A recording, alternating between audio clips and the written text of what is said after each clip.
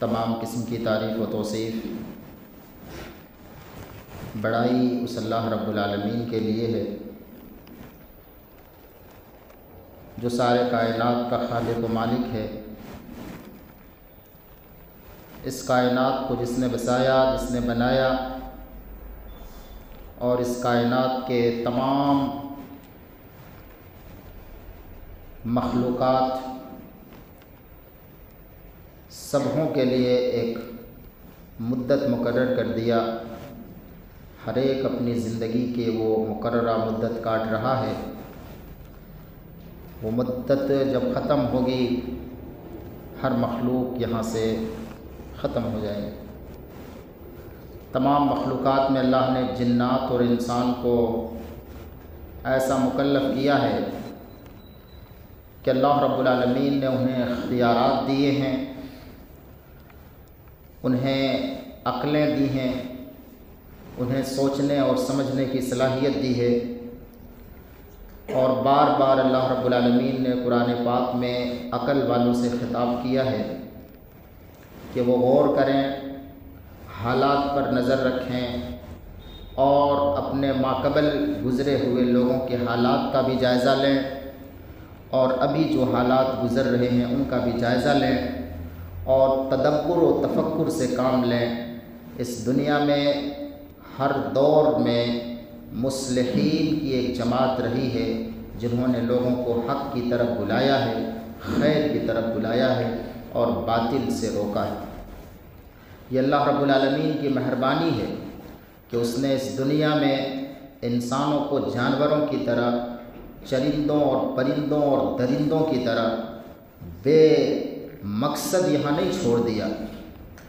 اللہ نے انتظام کر دیا انہیں حق کی طرف بلانے کے لیے، حق کی طرف لانے کے لیے، سیدھی راہ پر چلانے کے لیے۔ اللہ رب العالمین نے جہاں پیغمبروں کے بھیجنے کا سلسلہ شروع کیا، اب جب وہ سلسلہ ختم ہو گیا، اب بھی اللہ رب العالمین نے ان کے وارثین علماء کو رکھا ہے جن کا کام ہے لوگوں کو حق کی طرف بلانا، خیر کی طرف بلانا، باطل سے روکنا۔ بعدہ درود و سلام ہو تمام پیغمبروں پر، نبیوں اور ولیوں پر، خصوصاً ہمارے نبی جناب محمد مصطفیٰ صلی اللہ علیہ وسلم پر، ان کے آل پر، ان کے اصحاب پر، اور ان کی اتباع کرنے والے قیامت تک جو خیر اور قرآن و حدیث کے اتباع کرنے والے ہیں ان سب پر۔ میرے محترم بھائیوں، ابھی ہندوستان کے جو حالات ہیں وہ کسی سے مخفی نہیں ہیں۔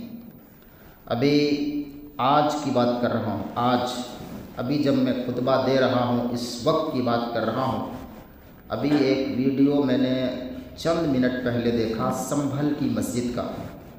آپ لوگ سنے ہوں گے پچھلے ہفتے یہاں کس طرح سے ہڑدنگیوں نے آتنکوادیوں نے مسجد کو سروے کے نام پر کس طرح سے جو ہے بدتمیزیاں کی، کئی مسلمان گولی مار دیے گئے اور کئی مسلمان زخمی ہیں، اور ابھی کئی مسلمان پر الزام تھوپ کر باقاعدہ ان کی تصویریں جگہ جگہ لگا دی گئی ہیں کہ یہ مجرم ہیں اور ان لوگوں نے سرکاری سمپتیوں کا نقصان پہنچایا ہے، اور باقاعدہ ان کے گھر اور جو ہے ان کے مکانات کو ڈھایا جائے گا اور ان سے جو ہے سرکاری سمپتیوں کے نقصان کی بھرپائی کی جائے گی۔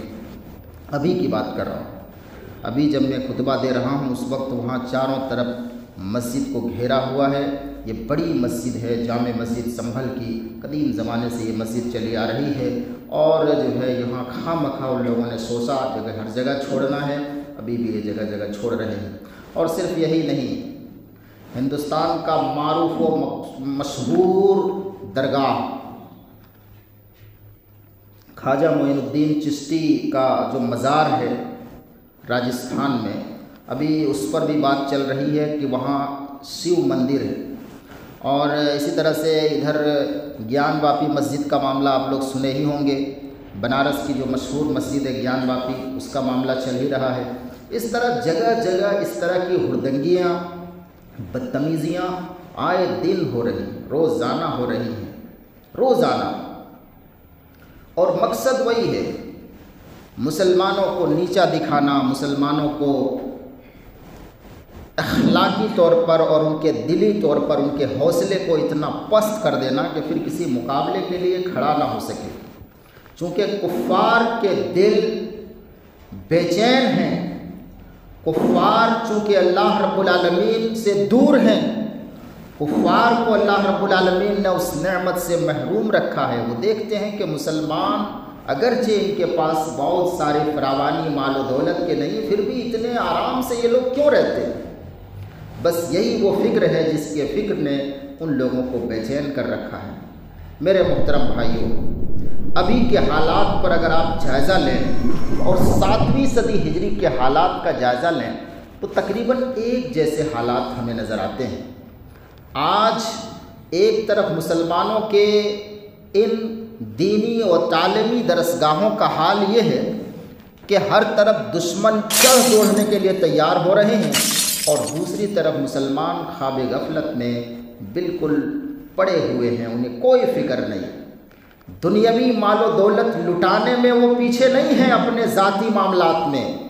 ابھی چند دنوں پہلے کی خبر آپ نے شاید سنی ہوگی، یو پی میں ایک شادی ہوئی، ایک مسلمان کی 20 لاکھ روپیہ 20 لاکھ ایسے اڑا دیے، دولہے پر جیسے پھینکتے ہیں ایسے دیواروں میں چڑھ چڑھ کر، گھروں کے چھتوں میں چڑھ چڑھ کر 20 لاکھ روپیہ اڑایا گیا۔ اتنا میڈیا میں آیا، اس کے بعد کتنا اڑایا ہے وہ اللہ جانتا ہے۔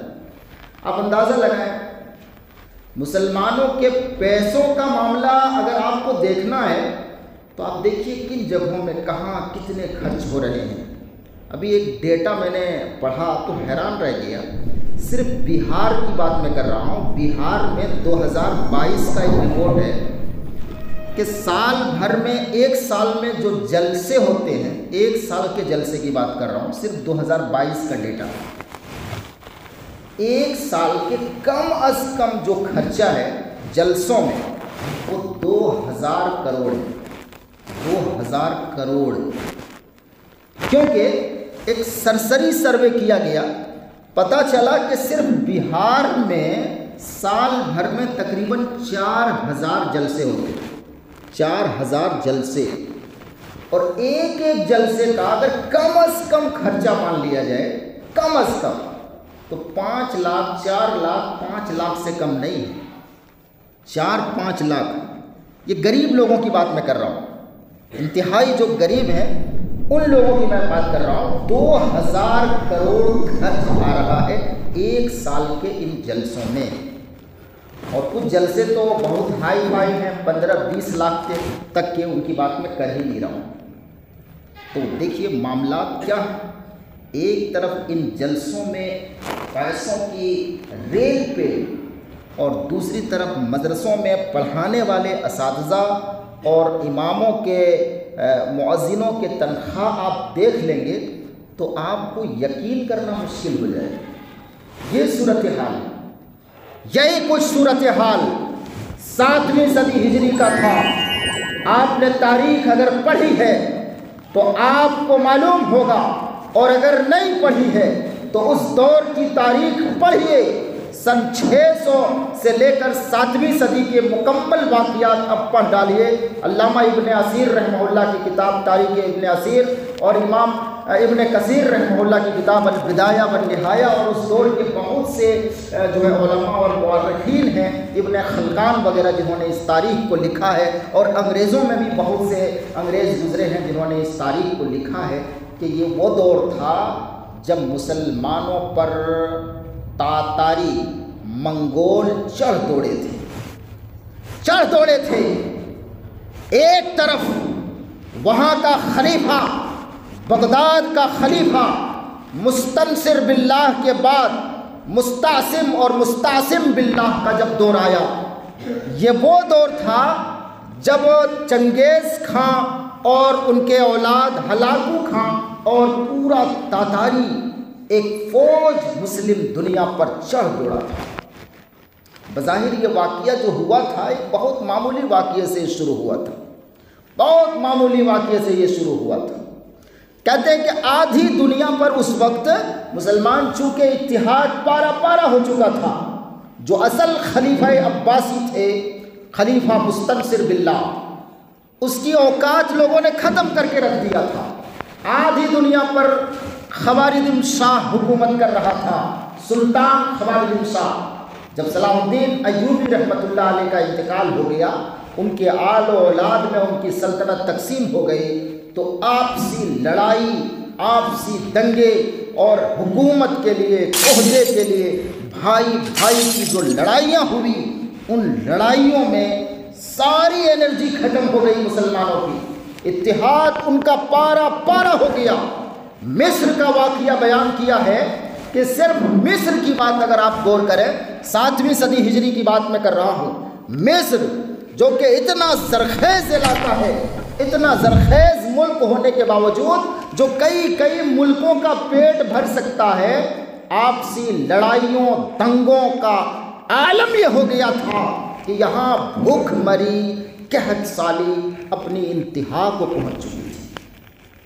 اہل تاریخ بیان کرتے ہیں کہ یہاں تک نوبت آ گئی تھی، لوگوں کو ذبح کر رہے تھے کھانے کے لیے، اپنے گھر کے چھوٹے چھوٹے بچوں کو ذبح کر کے کھا گئے، اور جب بچوں کے ختم ہو گئے کھا کر، تو نوبت یہاں تک آ گئی تھی کہ جو جس کو پٹک پاتا تھا اس کو پکڑ کے کھا لیتا تھا، ذبح کر کے کھا لیتا تھا۔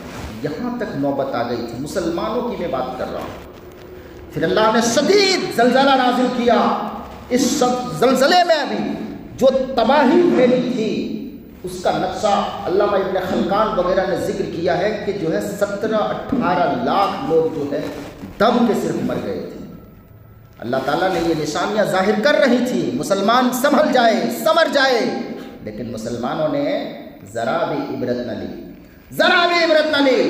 ایک طرف بادشاہ خود مختار اس قدر گانے بجانے، شکاری اور انواع و اقسام کے کھانے پینے کی چیزوں میں مست تھے، خود خوارزم بن شاہ اتنے بڑے علاقے کا بادشاہ جنہوں نے تمام چھوٹے چھوٹے سلطنتوں کو ختم کر کے تنہا بادشاہ بنا ہوا تھا۔ خوارزم بن شاہ کی بات میں کر رہا ہوں، آدھی دنیا پر ان کی حکومت تھی، آدھی دنیا پر۔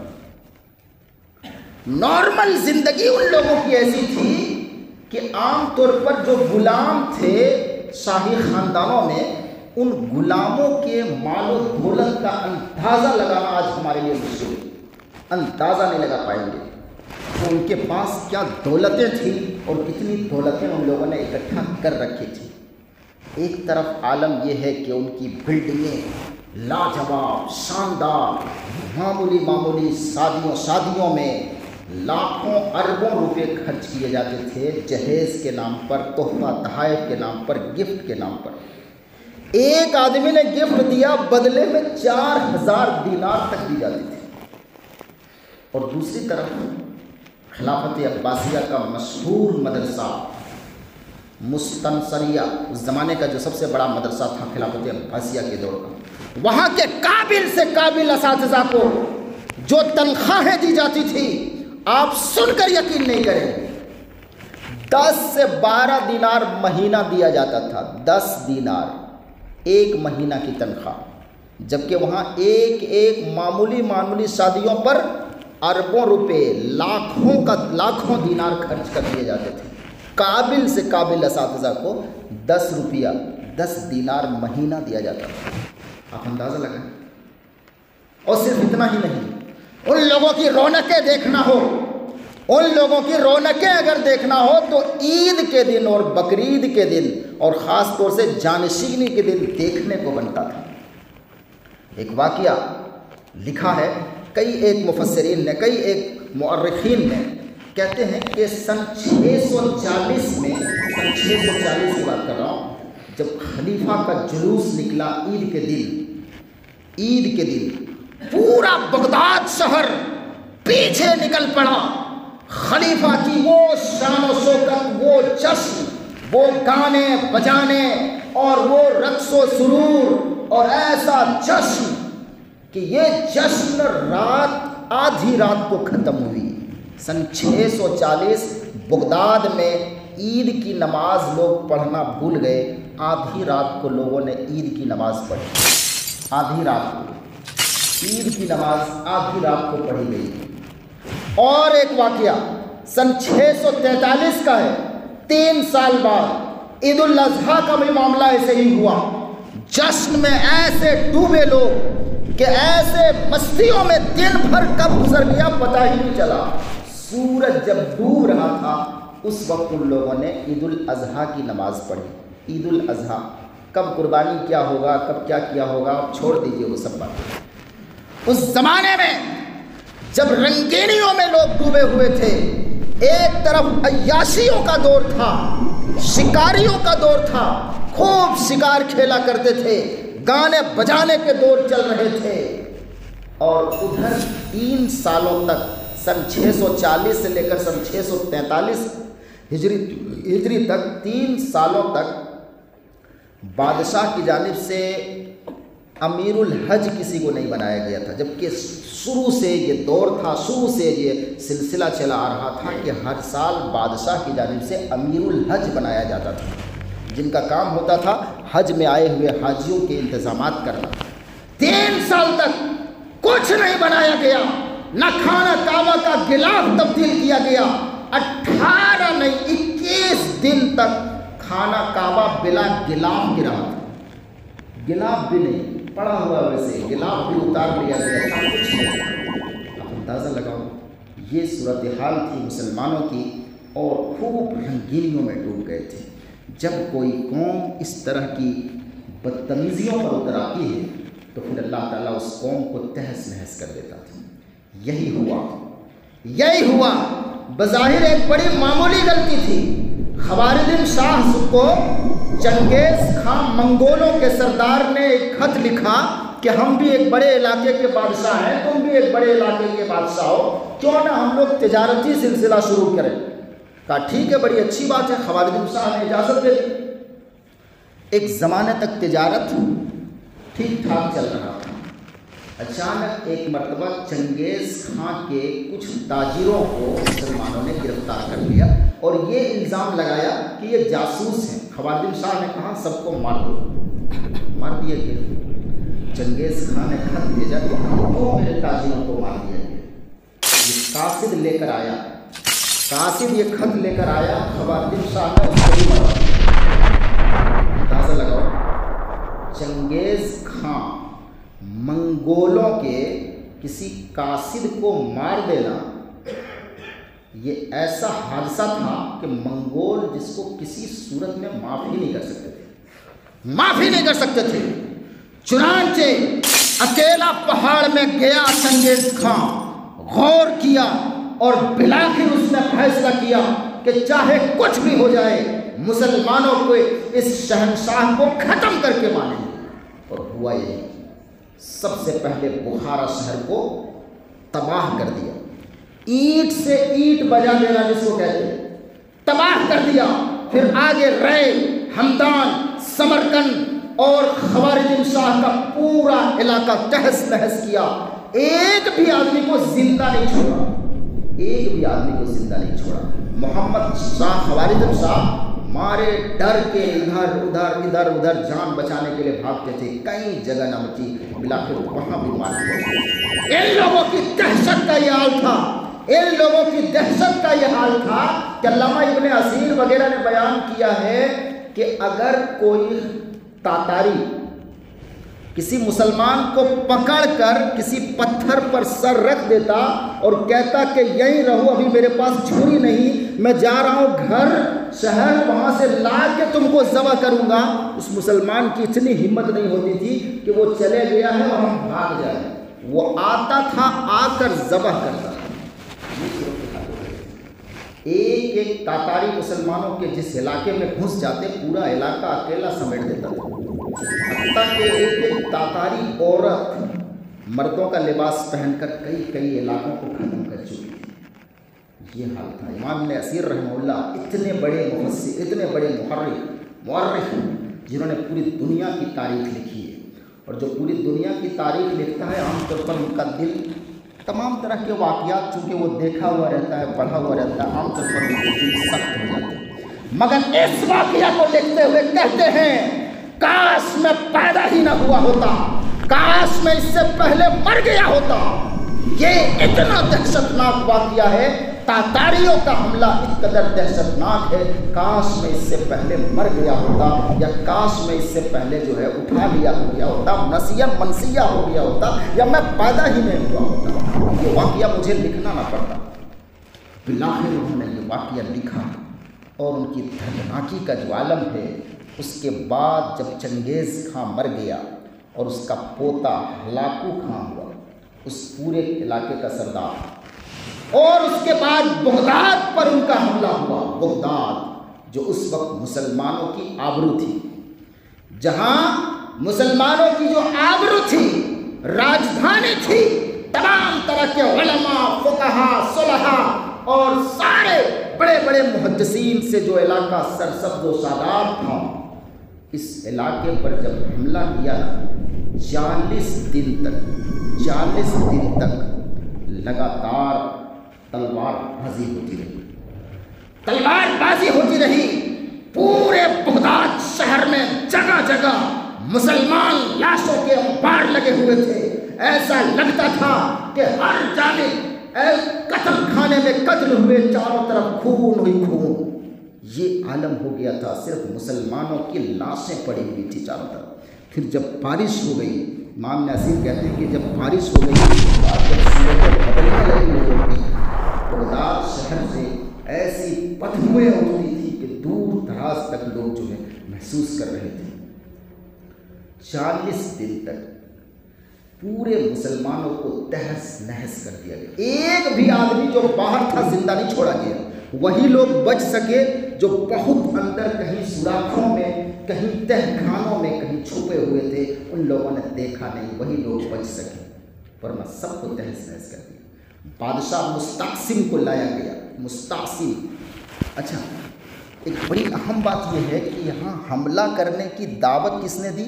ایک شیعہ نے، نصیر الدین طوسی، جو بہت بڑا مفتی تھا اس وقت، نصیر الدین طوسی اور ابن القمی، یہ دونوں شیعہ ہیں، اور شیعہ ہمیشہ سے اسلام کا، مسلمانوں کا دشمن ہے۔ اس بات کو یاد رکھیے، شیعہ اصل میں یہودی ہے، مجوسی، بظاہر وہ مسلمان ہیں، مگر ان کے شیعوں میں جو اصلی شیعہ ہیں وہ مجوسی ہیں، اسلام کے سب سے بڑے دشمن۔ انہی لوگوں نے دعوت دی۔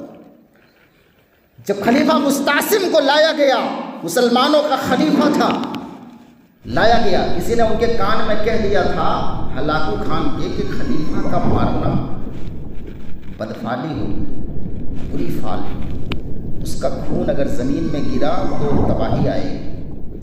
اور چونکہ منگول تھوڑا تھے ستاروں پر ایمان رکھنے والے، تھوڑا لچکایا، کیا کیا جائے؟ آخر نصیر الدین طوسی نے فتویٰ دیا کہ کچھ نہیں ہوگا، بڑے بڑے ہاشمی خاندان کے لوگ مارے جا چکے ہیں، اسی خاندان کو تو ہیں، اس کے مارنے میں کیا دقت ہو سکتی ہے؟ صحابہ اتنے مر گئے، اتنے صحابہ مارے گئے، تب کچھ ہوا نہیں، اس کے مرنے سے کیا ہوا؟ بالآخر تب بھی ان کو لپیٹا گیا، ایک فرش پر، ایک چٹائی پر لپیٹ کر لات سے مار مار کر اس کو ختم کر دیا، بادشاہ کو، خلیفہ کو۔ عیسائیوں کو اجازت دی گئی کہ کھلے عام جاؤ مدرسوں میں، مسجدوں میں جا کے شراب پیو، سور کھاؤ۔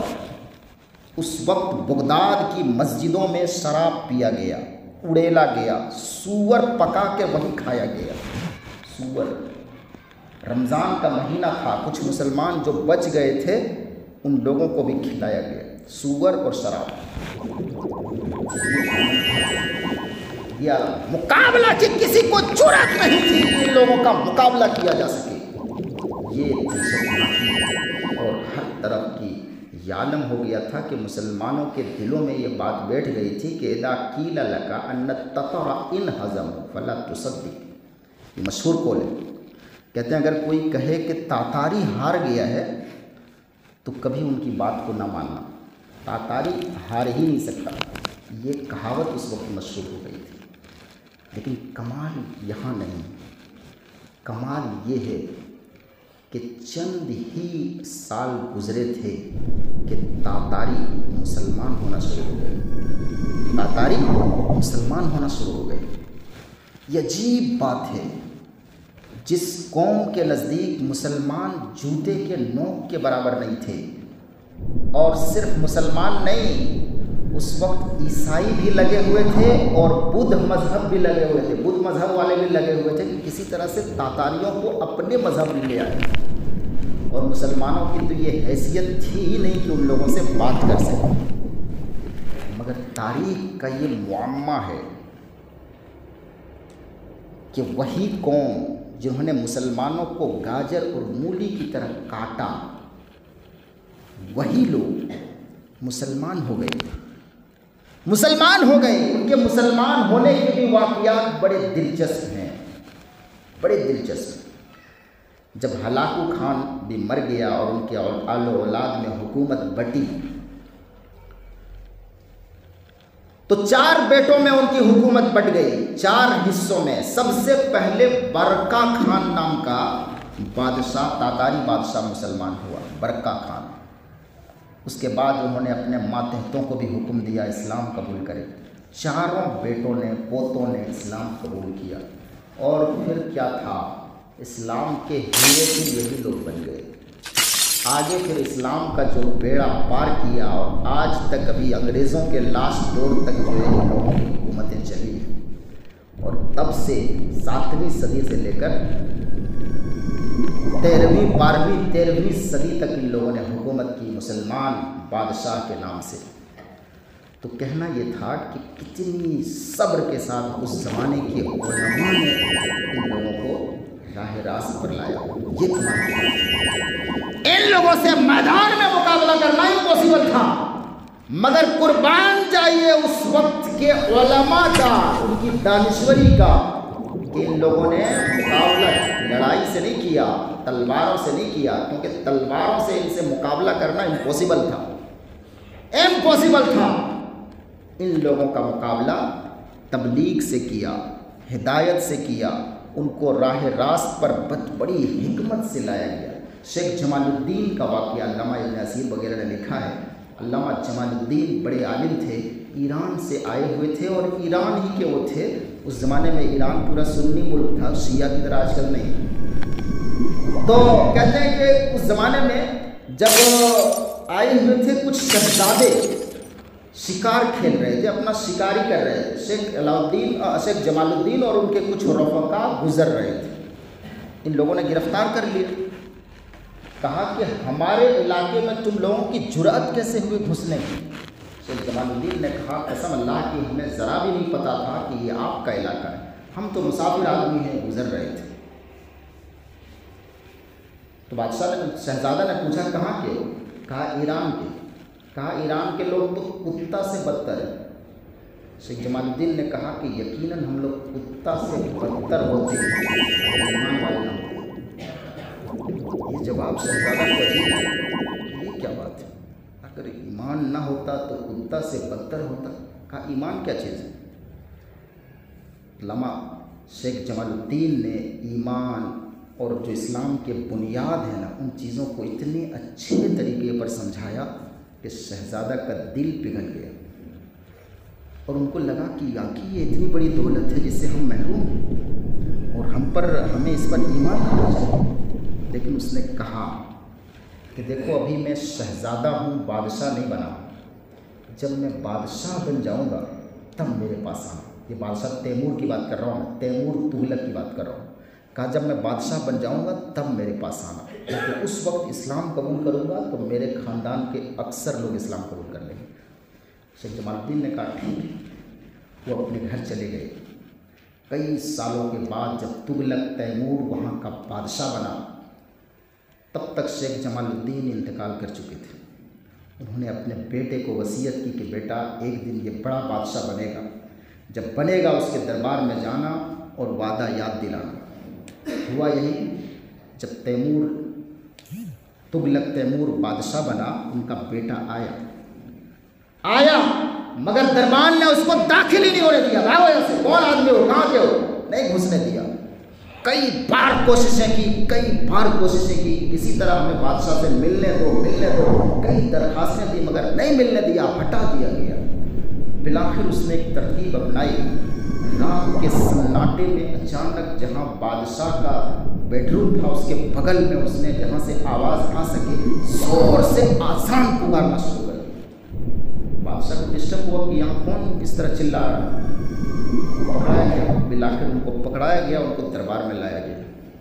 उनको दरबार में लाया गया, उन्होंने सबसे पहले बिना डरे ये कहा कि मैं उसका बेटा हूँ जिससे आपने उस दिन ये वादा किया था कि जब मैं बादशाह बन जाऊँ मेरे दरबार में आना, मेरे अब्बा इंतकाल कर चुके हैं, आज मैं पैगाम लेकर आपके पास आया। इसको पहले से मालूम था कि हमने वादा किया है, कहा ठीक है। और फिर वो उसी वक्त मुसलमान हो गए। तैमूर बादशाह मुसलमान हुआ, उसके रियाया का अक्सर भी मुसलमान हो गया। तो इस तरह कहने का मतलब ये है कि इस तरह के हालात से इंसानों को घबराना नहीं चाहिए। आज हिंदुस्तान के जो हालात हैं तकरीबन वही हालात हैं जो मक्का में मुसलमानों के हालात थे। जगह जगह मुसलमानों की हिम्मत तोड़ी जाएगी, मुसलमानों पर छींटा कशी की जाएगी, उनके साथ जुल्म और सितम किया जाएगा और किया जा रहा है। सूरतुल मुतफ्फिफीन में अल्लाह ने नक्शा खींचा है इन कुफ्फार का कि अल्लाह रब्बुल आलमीन फरमाते हैं इन्नल लदीना अजरमू कानू मिनल लदीना आमनू यज़हकून। कहते कुफ्फार की हालत ये थी, दुनिया की बात कर रहे हैं, ये आखिरत के दिन अल्लाह ताला कह रहा है कि कुफ्फार की हालत दुनिया में ये थी कि जब अहले ईमान को ये देखते थे तो हंसा करते थे, हंसते थे, तंज मजाक मज़ा लेते थे। यार देखो गुमराह हो गया है, बर्बाद है, किसी लायक नहीं है, दुनिया झंड में है और आखिरत में 72 हूर का इंतज़ार कर रहा है। 72 हूर के चक्कर में जो है दुनिया बर्बाद कर लिया है। इस तरह की बातें कर करके मुसलमानों को नीचा दिखाते। वैदा मर्रू बिहिम यतगामज़ून। और ये कुफ्फार जब मुसलमानों के पास से गुजरते थे तो आंखें मारते हुए गुजरते थे, आंख मारते थे। देखो क्या बर्बाद हो गया, छोटे भाई का कुर्ता, बड़े भाई का पाजामा, दाढ़ी देखो बकरी जैसा, दाढ़ी देखो बकरी जैसा, इस तरह की बातें कर करके मज़ा लेते थे। वैदन कलबू इला अहलिहिम इनकलबू फकीहीन। जब घरों को लौटते थे तो मुस्कुराते हुए मज़ा लेते हुए लौटते। आज तो मज़ा आ गया, आज उस मुसलमान की जो है इज़्ज़त लूट ली है, बड़ा मज़ा आया, खूब मज़ा उड़ाया, खूब मज़ा उड़ाया। और इससे बड़ी बात ये, और ये कहा कि इन्ना हाउलाइ लज़ाल्लून, कहा ये सब गुमराह हो गए, गुमराह। असल धर्म तो ये धर्म है, सनातन धर्म है, ये जो निकला है सब गुमराह हो गए। अल्लाह ताला फरमाता है वमा उरसिलू अलैहिम बिहाफिज़ीन। मुसलमान चाहे बर्बाद हो गया है, मुसलमान चाहे भाड़ में गया है, तुम उन पर निगरान बना के भेजे गए हो। अल्लाह ताला कहता तुम तो उनके निगरान बना के नहीं भेजे गए, काहे हर वक्त लगे रहते हो मुसलमानों के पीछे कि मुसलमान गुमराह हो गया है, मुसलमान ये हो गया, मुसलमान वो हो गया। यानी दिन भर कुफ्फार के डिबेट का मसदर मुसलमान ही रहता है। मुसलमान ये करता है, मुसलमान वो करता है, मुसलमान ऐसा है, मुसलमान वैसा है, मुसलमान जाए भाड़ में। तुम अपना देखो, दिन भर मुसलमानों के पीछे क्यों लगे रहते हो? तुम तरक्की कर रहे हो ना, करो, कौन तुम्हें रोक रहा है तरक्की करने से? मुसलमान क्या हो रहा है नहीं हो रहा वो अपना देखेगा भाई, लेकिन नहीं, दिन रात मुसलमानों के पीछे लगे रहेंगे। ये अल्लाह ताला कह रहा है वमा उरसिलू अलैहिम बिहाफिज़ीन। ये लोग तो इन पर निगरान बना कर नहीं भेजे गए, फिर क्यों लगे हुए हो दिन भर तुम लोग इन्हीं के चक्करों में? अब आगे अल्लाह ताला कुफ्फार के दिन कहेगा, क़यामत के दिन कहेगा फल यौमल लज़ीना आमनू मिनल कुफ्फारि यज़हकून। अब आज के दिन मोमिन कुफ्फार पर हंसेंगे, अलल अराइक यंजुरून, सिंहासनों पर बैठे हुए नज़ारा कर रहे होंगे। हल सुव्विबल कुफ्फार बिमा कानू यामलून। दुनिया में बड़े नेकी के काम कर रहे थे ये कुफ्फार, दिन रात मुसलमानों का जो है डिबेट कर रहे थे, सवाब मिला कि नहीं मिला। आज आखिरत में मुसलमान उनका मज़ा ले रहे हैं।